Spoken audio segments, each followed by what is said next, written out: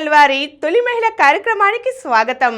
నేటి మన తొలి మహిళ first women army dog handler PV Srilakshmi గారు. ఈమె కోల్కతాలో జన్మించారు.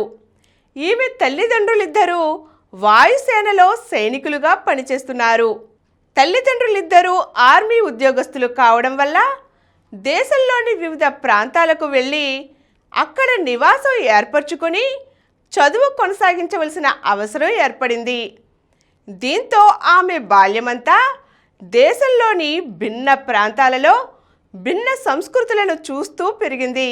అయితే వీరు ఏ చోటికి మారినా అక్కడ చుట్టుప్రక్కల ఉండేవారు తల్లిదండ్రులకు ఇచ్చే గౌరవం, అలాగే నేరుగా తల్లిదండ్రులు సేవలు అందిస్తున్న ప్రభావం ఈమెలో తాను కూడా ఆర్మీలో చేరాలనే కోరికను బలంగా పుంజుకునేలా చేశాయి.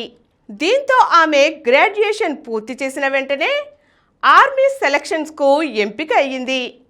అక్కడ శిక్షణ తీసుకుని అస్సాం రైఫిల్స్ మహిళా దళానికి ఎంపిక అయ్యింది.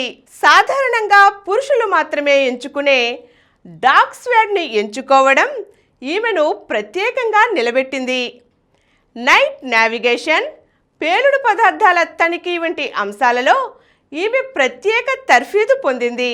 వాటిలో నిష్ణాతురాలు కావడమే కాకుండా శునకాల సైకాలజీ, అలాగే పేలుడు పదార్థాల తనిఖీ వంటి అంశాలలో కూడా అడ్వాన్స్డ్ కోర్సులు పూర్తి చేసింది శ్రీలక్ష్మి. ఇటువంటి కోర్సులు పూర్తి చేస్తూనే ఇప్పటి వరకు కేవలం మగవాళ్లే పనిచేసే విధి నిర్వహణలో ఆమె ఎంతో సమర్థవంతంగా పనిచేయడం అందరినీ ఆశ్చర్యపరిచింది. పారామిలిటరీ దళంలో జాగిలాల హ్యాండర్గా ఆమె అందిస్తున్న సేవలు దేశ ప్రజలందరి మన్ననలు అందుకునేలా చేశాయి.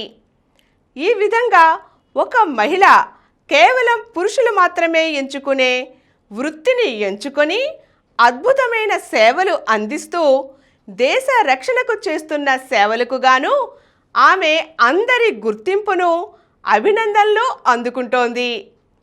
ఈరోజు మనం army women dog handler PV Srilakshmi గారి గురించి తెలుసుకున్నాం కదండి.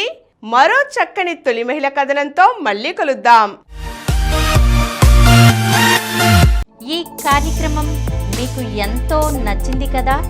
ఇటువంటి మరిన్ని వీడియోల కోసం అనతి కాలంలోనే 20 కోట్లకు పైగా వ్యూస్ సాధించిన సమరం ఛానల్ సమర్పించు సమరం మగువా ఛానల్కు సబ్స్క్రైబ్ చేయండి, లైక్ చేయండి, మీ ఫ్రెండ్స్కి షేర్ చేయండి. అలాగే ప్రక్కనున్న గంట సింబల్ని ప్రెస్ చేయడం మర్చిపోకండి.